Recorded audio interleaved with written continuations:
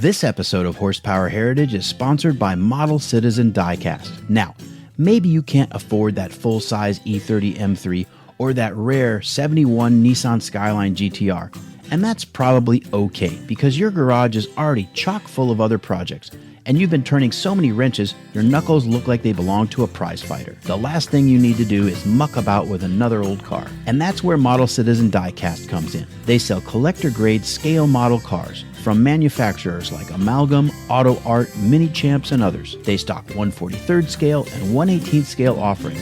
From street cars to race machines, from pre-war classics to brand spanking new cars, Model Citizen Diecast has something for just about every interest and price range. Shop their online catalog at modelcitizendiecast.com or check out their Instagram page at Model Citizen Diecast. Model Citizen Diecast, because your inner child still wants to play with cars. Welcome to Horsepower Heritage. My name is Maurice Merrick, and greetings to all of you. And here's a few places that you're listening from. Parsippany, New Jersey, Cody, Wyoming, Cleburne, Texas, which is just south of Fort Worth. I looked it up. Ukiah, California, Sao Paulo, Brazil, Perth, Western Australia, Hamburg, Germany, Torredembarra, Catalonia, Spain, Dublin, Ireland, and Oslo, Norway. And that's just a few of the places that you're listening from. You know, every week I get so excited to see new spots on the globe that are tuning into the show. Thank you all for being a part of this little experiment in uniting us gearheads, at least in a virtual way. And thank you also for the messages and the emails that you've sent. Please share the show with your friends. Next time you get together at a car or a motorcycle meet, spread the word about Horsepower Heritage. I know that a lot of you are starting to get out a little bit more, even with the pandemic still hanging over our heads. The show is growing each week, and that growth is going to help me bring you even better content. Not just on the podcast, but also on the YouTube channel. And in case you didn't know, every one of my interview episodes is shot in 4K video. And I've got some really cool location shoots that are in the editing pipeline right now. So tell everyone you can about the show, share it on your social media if you want, and don't forget my Instagram page at Horsepower Heritage. Follow me over there. And I'll tell you what, let's do this. I've got a stack of Horsepower Heritage decals sitting here, so send me an email at horsepowerheritage@gmail.com, and I'll send you a decal in the mail, while they last, of course. Slap it on your car, your toolbox, your helmet, whatever. Okay, so today we've got part 2 of my interview with Jake Krotje, the Flying Dutchman. You're going to hear more about some of the techniques of metal shaping and coach building, and it won't get too technical, but it will give you an idea of how the art and the science have to come together. If you've never taken a hammer and dolly to a piece of sheet metal, you'll learn a few things. And if you already possess those skills, you'll definitely relate to the conversation. We also talked about one of Jake's many recent ventures, which is making custom parts for the Mercedes-Benz Unimog, and his plans for a custom E-Type Jaguar coupe, which is a long-term project, and it's something that he's done some concept drawings and created a model of just to get the lines right before he ever cuts on the car itself. And by the way, Jake teaches metal shaping classes several times a year at his workshop. And if you want to get in on them, you can find him on Instagram at the Flying Dutchman CO, and I'll put a link in the show notes. I have to warn you, though, that people come from all over to attend those classes, and they fill up quickly. In fact, Jake has a map on the wall in his shop that's covered in pins representing where his students are from. They fly all across the country to learn from him, and in fact, I think he's actually had some international students. This guy is so busy with his hands in so many projects, I don't know how he does it. So without further ado, I give you part 2 of my interview with Jake Krotje, the Flying Dutchman. Let's hit it.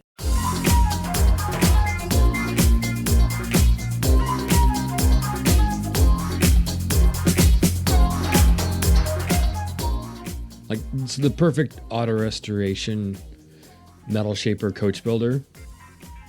You can't see him. You can't see his work. His work is identical to what you think the guy from 1936's work looks like. You know what I mean? So you can't tell that they were even there. I'm more selfish. I want some recognition for me busting my ass or creating a great solution to a unique problem. And that's why I enjoy this new range of coach building and metal shaping that I'm doing now. Hey, listen, there's no sin in marketing and promoting yourself as long as your work is as good as you say it is. Right. You know? Yeah. There are plenty of people out there who self-promote but cannot deliver. Right. That's the sin. Yeah. Yeah, absolutely. So I'm a lot happier now.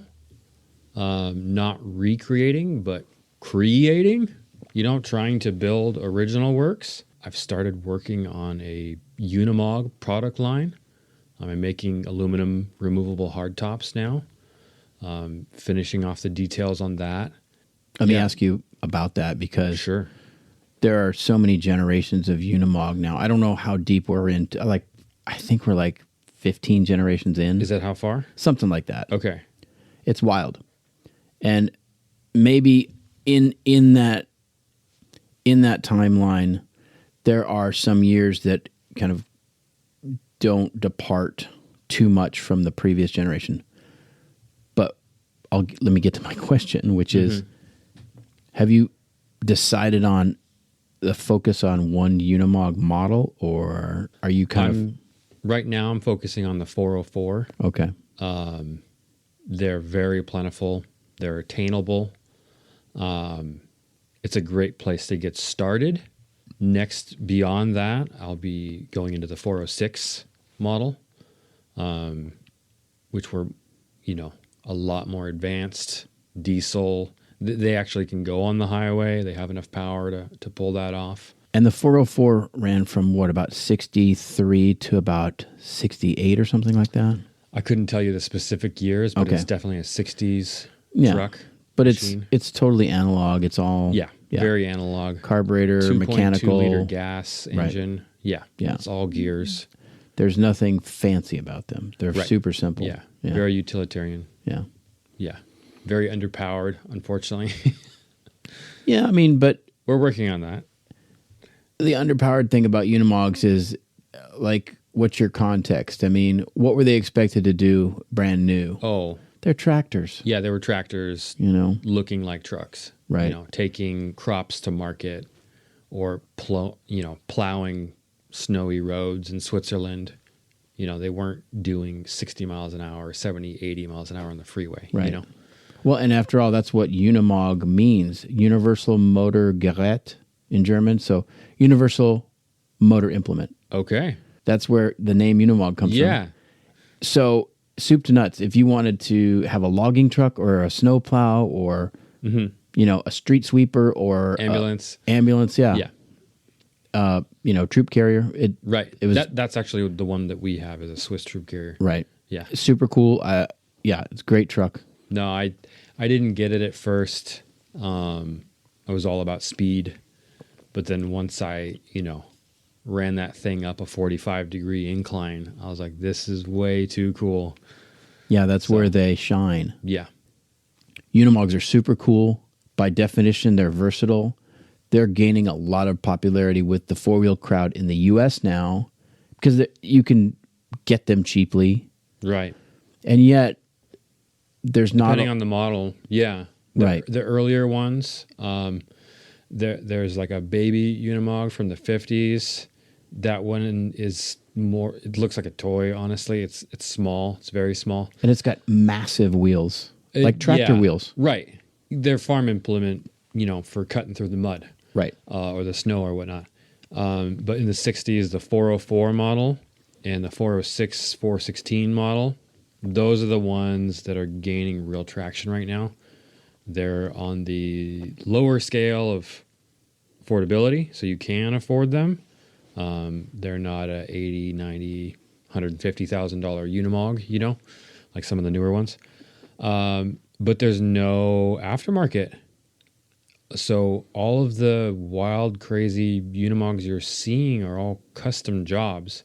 So what I'm trying to do right now is create a product line for the early Mogs, because I don't know of any aftermarket. There really isn't an aftermarket yet.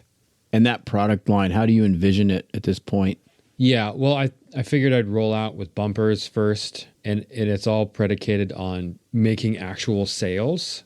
So I'm not going to produce something unless I can sell it. So bumpers, I've already sold one to a guy in St. Louis. Aluminum removable hardtop. This has been kind of a trick. It's an extensive project. Learning how to make this thing a sheet metal coach built item almost.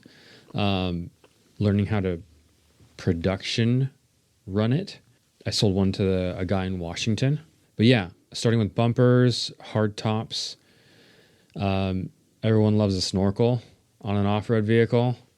Whether you need it or not. Whether you need it or not, yeah. And 99% of the people don't need it. Yeah, but. no one's going neck deep into a river, you know. Although, to be fair, they're really good for dusty conditions, too. That's true. That's true. Yeah, absolutely. So, yeah, going to start with those three things. And then I may branch out into like the 406 and recreate that. But yeah, we'll see how the demand is going to tell me whether there is a market or not. So if this does take off via social media, which is, I think that's the way it's going to happen. And that's why they're gaining the popularity they are, is because now you can see them. Everyone can see them. It's in your pocket, you know? So I think that's why they've gained popularity, and they are the most affordable, but the values are rising. So the floor is coming up. The ceiling will continue to rise and the floor will continue to follow. How do you go from a custom one-off to something resembling a series production? I have to make wise choices about the design. Something that's easy enough to produce, but has enough refinement and that is attractive enough. I struggled with the top center panel on the roof. I designed it to have these ribs. And the way I went about it was interesting, and I learned a lot from it. But in the long run, for a production run, I think I'll do it another way. So I'm still learning. You know, I'm 15 years into my metal shaping journey, but I'm still learning of new ways to do things and better ways to do things. Yeah, because a manufacturer would simply produce a stamp. Right. And that's literally what I'm going to have to do. But the roof panel is 5 feet wide, 4 foot from front to back. I can't afford a $20,000 die to put in a 300-ton stamping press. But I can make a stamping die for one of the ribs so I could form roll it to the profile that the roof is going to be shaped, and then I could put it into a press brake and stamp one rib at a time. So each roof section will have that 7 rib design. Yeah, and then how do you make it affordable? And maybe that's not the right word, but... Well, yeah, that's the tough part. I have to make them in quantity. Once I have the machine set up to do the job, I need to be able to do it on repeat. So the whole idea from getting out of service work to auto restoration and more into products is making repeat amounts of money on the same idea or the same problem. With auto restoration, I've never done the same thing twice. I'm always reinventing the wheel, buying more tools to do the new job, and so I'm losing half my profit to the new tools every time I do a new job, and it's not sustainable if you want to have a family or a retirement, or any kind of life outside of work. So that's another reason I'm jumping into products. But yeah, as far as affordability, it comes in quantity. So if I'm able to see that the market will buy this product, then it's easier for me to produce them in quantity and be able to bring the price to a manageable range. And so what that's going to require is for you to get 20 orders before you turn the power on and start. I mean, maybe not 20, but at least half a dozen. Right. Yeah, if I had half a dozen solid orders, green light. Well, half a dozen's totally doable. And I think I almost have them. I made a post on a Facebook group, and I got 11 different members saying they want to know more about the bumpers and the hardtops. And 6 of them were interested in hardtops. A guy in Canada, a guy in the UK. So it's really neat to see that they're interested in the distance isn't turning them off from wanting it. They're still wanting it. No, that's great. And somewhere out there right now, there's a guy listening to this who's got that idea, that seed, and he's like, how do I approach this? How do I, put one foot in front of the other? And listening to you has got to be inspiring. I mean, I hope so. You're doing the problem solving. Hey, listen, if you've got an idea, you've got a dream out there, you just have to do it. Yeah.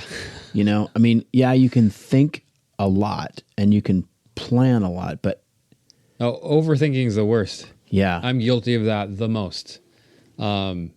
Figuring out that roof panel, I failed 4 times. And on the 4th time, I figured it out. So, yeah. How many light bulbs did Edison try like 10,000 before he got it right? Arbitrary number, yeah. I mean, and neither of us are inventing electric light, right? But the same principles apply in your head. Mm-hmm. The same fears, trepidations, what have you. Yeah, still apply. That what's the old saying? Over-analysis leads to paralysis. That's a good one. It's true. Yeah, no matter what your endeavor is. If someone's interested in learning metal shaping and fabrication, what's your best advice? Start with a class, kind of like what I did, and then it depends on how serious you are about it. If you're completely obsessed and just a flat-out maniac like me, you're going to have to get a job. This is a funny story. Tanner from Spectre Porsche, he actually, or Spectre Design Studios, I think that's what it is. He actually asked me how he could start metal shaping. He had a sketch of this Porsche Roadster he wanted to build, and this was like 5-something years ago. And I said, you know what? If you want to get into Porsches and you're serious about the metal shaping, you're going to need to get a job, not just some weekend thing. You're going to need, if you really want to do this and have good results, you're going to need to do this way more than you think you need to. So I would recommend getting a job doing it because it's going to take that much time and commitment to get somewhere with it. And I recommended that Tanner get a job with Rod Emery. And that's exactly what he did. And somehow he got the job and he worked there for a few years. And yeah, so actually on my way to deliver the Unimog top to Washington, I plan on stopping at Tanner's new shop in Utah and helping him with the hood. That's awesome. So if you're listening, go to Instagram and look up Spectre Porsche, and you'll see what Tanner's up to. He's doing some awesome stuff. He's building a Porsche Special with a tube frame, and all hand-formed panels. Just awesome. From an idea. Like I was talking, it's the most satisfying thing you could ever do. Yeah. He's really inspirational. He's like Christopher Runge, same thing, Yeah. Doing it a little bit different. But Chris is a big time. He's been doing it for a decade. Yeah. He's been making a living off of an idea, and he's not copying anyone. You know what I mean? And everyone's just a little bit different every iteration. And I think he's on his 10th car now. It's insane. Yeah. I've seen one in person. It was really impressive. Very cool. Yeah. The whole resurgence of coach building is fun to watch. People are looking for that hand-built aesthetic. Right. And I heard Jay Leno, I'm going to quote Jay again. I heard Jay Leno say recently on one of his YouTube videos that everybody's romanticizing hand-built, handmade. And he's like, handmade sucks. Handmade, it's unreliable. It's never the same twice. Yeah. Yeah, that's true. But it has its charms. Right. And I think we're overloaded with, mass production goods. And it's less about a unique, bespoke product. It's more about, I think people just want that well-built product. Okay. Whether it's a car or a toaster, everything's so disposable now. Yeah. People want something that's going to last. I aim for it. Absolutely. Yeah. I mean, I've seen your work. It's going to hold up. Well, thanks. Yeah. No, absolutely. I mean, it's the truth. No, there's continuity in that, though. I mean, the tools I buy to do the work that's going to stand up. I mean, I've got American tools. I've got some Swiss tools. I've got a Canadian tool. Yeah, it's all quality stuff. Well, it's going to last you. Yeah, I mean, you refurbish them. You don't throw them away, Right. If they have enough value, you fix them. Like you were saying, everything is a throwaway. It is a global economy, and China has their place. We have ours. Everyone has to decide what part of the market they want to be, and what roles they want to play. So it's a lot easier to buy another one than to have the knowledge and experience to fix it. You know what I mean? So, you could fix that lawnmower, or you could spend X amount of your time through your money, and buy another one. And it would take you the same or less to just buy another one. Yeah. From a creative point of view, what made you decide to go into metal shaping versus, say, being a machinist? Seeing a car in bare metal is seeing. It's like seeing the whole story. There's no paint to cover it up. You can see the story. It depends on how finely finished it is, of course. If it's perfectly polished, you can't see anything, and it's just a computer rendering perfect. But that just depends on the piece you're examining. When things have a little bit of character, it's just a little more interesting to look at. There's some defining features about it. Well, I'll tell you what never fails to amaze me is it's one thing to get a fender or a body panel to that 99% mark, but then to get it smooth enough and perfect enough where once the paint lays down, you don't see any tool marks and stuff. That's amazing. To take something to that level, you have to go beyond what makes sense financially. There's a point of diminishing returns. The further you go, it still takes all that time, but you see less and less change. But you can see a visual change the further you go. But yeah, that last 5%, that last 5-10% is like, it takes as much time as the first 80%. Sure. Because I can rough something out in a matter of a couple hours.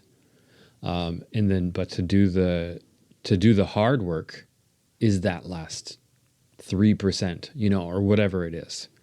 And it's just painstaking repetition, and it's a practice makes perfect kind of thing. You're just drilling the basics over and over and over, making another pass, checking it again, hitting it with a block, cross-hatching it and showing the highs and the lows, bringing up the lows, supporting it where it needs it, beating it where it, it's, on dolly, off dolly technique, and just working it till you're sick of it.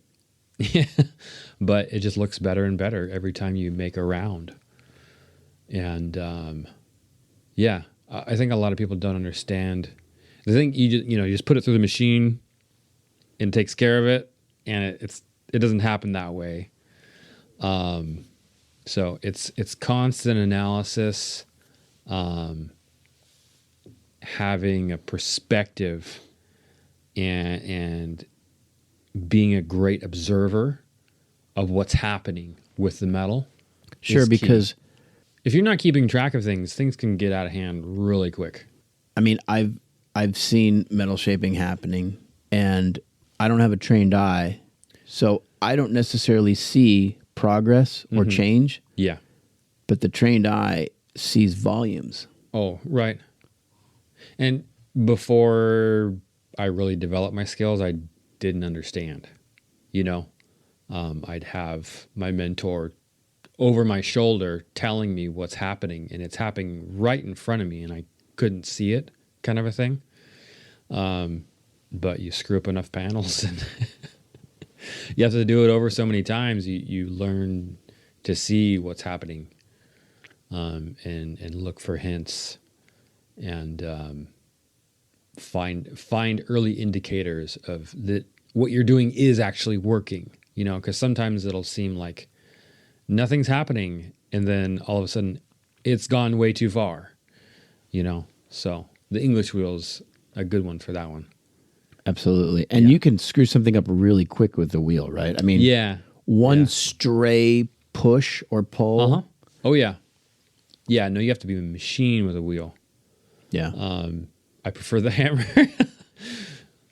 I'm interested in the wheel. Is the English wheel more about the feel or the visual watching it, or is it kind of balance? Well, there's definitely balance. I like to set the wheel up high so I can see. So I'm looking at the panel and the wheel contacting it, and I'm watching the track marks as I'm wheeling it with a partner or by myself. And you want to overlap those tracks. The tension can't be... it's a giant C-clamp. It's like a hammer exerts a moment of pressure in a dot of impact affected zone. The wheel works in a totally different way where there's pressure all the time. So if you stop, it's still exerting pressure. If you move and stop again, it's still exerting pressure. And you have to use it to your advantage. Every tool works a certain way, so you have to use them to your advantage. But yeah, you can't hold it wrong. You can't let it sag. It'll have all these... The panel has to be in the perfect position as it glides through the upper and lower dies at all times, or you're going to get adverse results. Right, and now you've got to fix that. Right. Which could take forever. It takes a lot longer than it does to screw it up. I'll tell you that. Wow. So, yeah, it's a fascinating tool. Yeah, and the whole wheel etiquette, like there's etiquette for using these tools, it's very specific, if you have a dial indicator, you need to check your upper wheel. Make sure it's round. Most wheels aren't. There'll be 1/1000, 2, maybe 3/1000 out of round. And so every time that comes around, there's a high spot. It's like a cam lobe. And every time it comes through there, that circumference or that perimeter distance, space that out on your panel. And every X amount, there's going to be a pinch zone. So you're going to get highs right there and then lows in between those. So you're going to wind up with little hilltops in your panel, if your wheel isn't round. And the only way to fix it was with an English wheel, right? What? Those hills and those peaks and valleys. Oh, you could chase it with a hammer, but if you have a wheel that isn't round, it's corrupted. that's all you're going to be able to do with that machine. Right. So you need to send that upper wheel out and get it trued. Yeah. Having a fine polish, like the surface of the wheel is going to imprint into the panel. So if you have a rusty top wheel, I've seen people like start rowing on this panel and it's got rust on the upper wheel. I'm like, what are you doing? Like, oh, it doesn't matter. It's going to do the same amount of work. We'll just sand it after. And I'm just like, I gotta walk away. Like, for me, it like gets me all wound up. But yeah, whatever the surface of the die is, surface quality as far as polish, that's going to be imprinted onto the panel. And that upper wheel, for people who don't know, it's detachable, and there are different shapes of upper wheel. Usually it's the lower wheel. I'm sorry, lower. Yeah. Okay. Yeah, it's the lower anvil that are interchangeable. The top one, you can change it, but you can actually there's a technique where you put a rubber band over it, and it changes it from a shaping machine to a form machine. So the difference between shape and form is like taking a piece of paper and putting a curve in it. That's form. Shape is curvature in this direction and that direction. Compound curves. Right, exactly. Yeah. So that's the difference. So sometimes your panel will need form.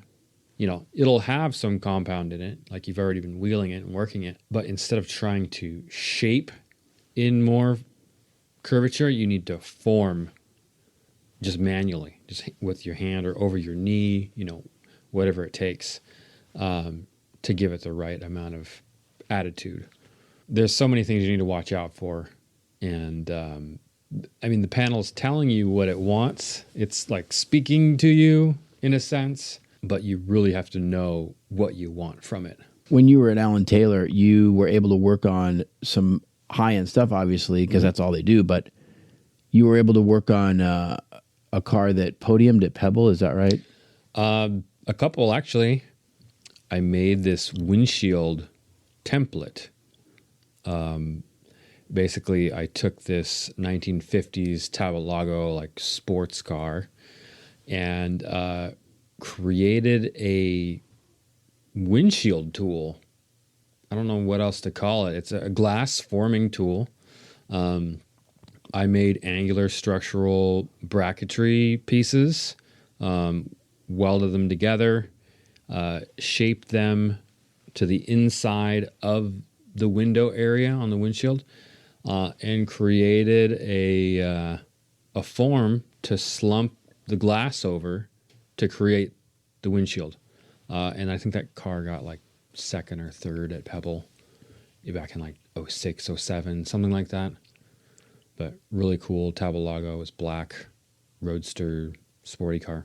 Yeah, it's a good example of the extent you have to go to for some of these restorations. Oh, yeah. We got to custom make a windshield, you know. Costs so much. I mean, making a windshield is no easy task, you know. Yeah, you can't just order one. No, you can't. Not for a 1951 Tabalago. The internet's good, but it's not that good. Right. Every car guy should go to Pebble at least once. Did you take inspiration? I mean, dumb question, right? Well, I mean, there's a reason they charge so much to get in. There's stuff there that you can't see anywhere else. It's really exciting to go there. Everyone dresses up. It's kind of like Goodwood in that sense. I haven't been to Goodwood yet. I'd love to go to that. Been to Pebble a few times. But yeah, you get to see things that you never get to see. And they're driving in and driving out. You get to hear them. You get to smell them. You get to look inside them. Sometimes you get to talk to the owners. But yeah, it's pretty wild. Even went and got my Dawn Patrol hat one year. Last year, I hung around the Thomas Flyer, the 1907 Thomas Flyer, New York to Paris car. Oh, okay. I think it's out of the Hera collection. So I hung around that car until he did his startup demonstration. Yeah. And to have it come alive in front of you. Right. Dude. Yeah. It's the best. One of the most memorable cars I can think of right now is this old Franklin, and it had this really wild motor, and just the cadence of how that thing was firing off. It wasn't like nothing sounds like it. Well, Franklins were air cooled. Okay. Yeah. Yeah. Yeah. No, this thing was super wild. And the guy was dressed to the nines. Like he was in the tour. Like he did the whole tour with this car, and then came back and parked it on the lawn. And yeah, pretty impressive show. Yeah, like I said, you owe it to yourself if you're a car guy to go at least once. Yeah. The tickets aren't cheap, but it's worth it to Right. do it at least once. Yeah, I mean, you can't, like you said, you see stuff there you'll see nowhere else. And Right.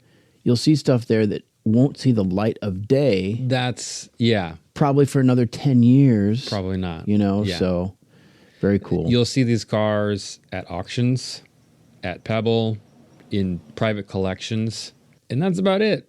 They might drive their cars and they might not. The values of the cars depend on the quality of them, and that's usually why they don't drive them. I mean, who could risk, getting creamed in traffic Yeah. with, your 250 GTO, There are very few guys, when you think about how many cars there are out there, there are very Right. few guys who will use them as intended. Right.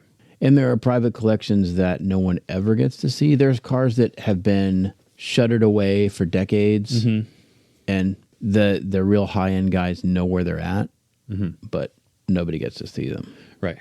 I've got this E-Type that I'm taking care of for its owner.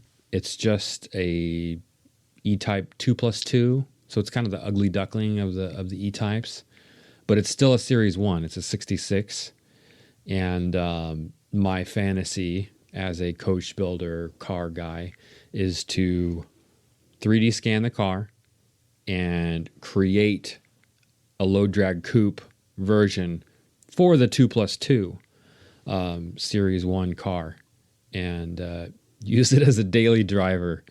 So Why the hell not? I mean, I had talked to a friend about painting it. I'm like, if I'm going to paint this thing, I'm going to paint it black, But then I was like, I can't drive that. I'll chip the paint.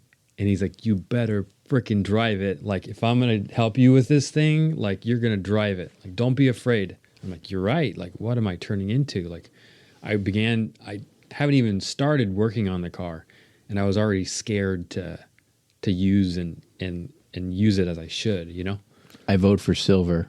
Okay. Well, there are some very, very good looking low drag coupes in silver. Absolutely. Yeah. I mean, look at the silver arrows from Mercedes-Benz in the 30s, right? That's the W154 is my favorite car. Fantastic stuff. Favorite car. Yeah. Yeah, the low drag coupe is number 2. That's another cool car that was at Pebble last year. Was it? The Mercedes reproduction of the first silver arrow car. So what's that, the W25? I wish I could remember right now. Okay. But it's got this bulbous nose, Uh-huh. and it's got a cone tail, I'll look that up. and it's open wheel.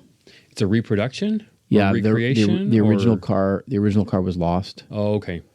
and Mercedes has recreated it. Very good. Yeah, just super odd looking, but it was the first. Yeah. And the other thing about that is that those cars were sort of accidentally silver. I guess the car, when it was first finished, it hadn't been painted yet when the public first saw it. And the bare aluminum just kind of was a hit. Okay. So they kept doing them in silver, Oh, okay. But and it became obviously a trademark. Yeah, became a signature. Yeah, a signature, exactly.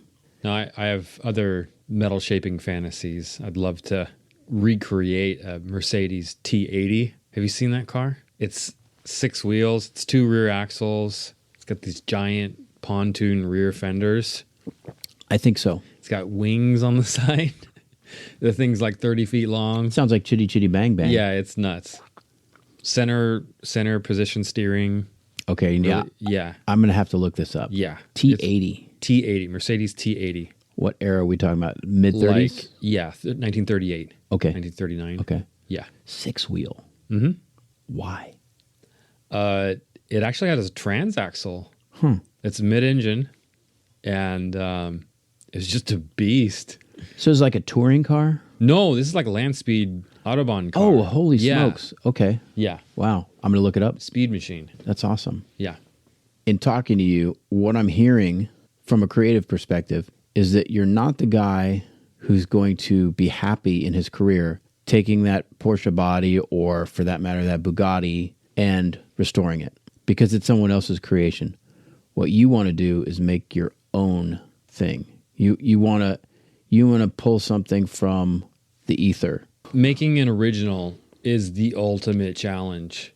I hate the phrase artist, but like I fought that my whole adult life because I had people tell me, "Oh, you're an artist." I'm like, "What the heck does that mean?" You know, like. No, I think the artist tag is correct because here's the thing. A lot of people make things, but a lot of those things aren't inspiring in any way. Right. And that's what art is. It's inspiring. It hits certain emotional buttons. Absolutely. So yeah, you're an artist. People look at your stuff and they get inspired or they're like, "Wow, check that out." You know, that's art. Well, we're coming to the end here, Jake, but I want to make sure that people know how to reach you. Obviously, the Unimog stuff is your latest and greatest, but somebody can call you for just about any custom piece, right? Yeah, that's the point of stepping away from the auto restoration brand, box. I don't want to put myself in just that category anymore. Prototype engineer is a good job title. So yeah, if you have something wild in mind, I'd love to look at it. You're the guy to call. How do people reach you? I think Instagram. If you've got a Unimog 404 and you want a custom bumper, you want a removable hardtop, Jake's the man to see. You could also do just about any custom fabrication anybody needs, right? Yeah. And you're in San Marcos, California, and people can reach you just through your Instagram, yeah. And your Instagram handle is The Flying Dutchman CO. Right, correct. Awesome, dude. Thank you for being with me. This was really fun. Hope you enjoyed this episode, and I would love it if you would leave us a review on your favorite podcast platform. Until next time, I'm Maurice Merrick. Thanks for listening. I'll be back next week with another episode of Horsepower Heritage. In the meantime, hit that subscribe button, click that 5-star rating, and leave me a review on your favorite podcast app. All of those things help me reach more gearheads like you. I'm Maurice Merrick. Thanks for listening.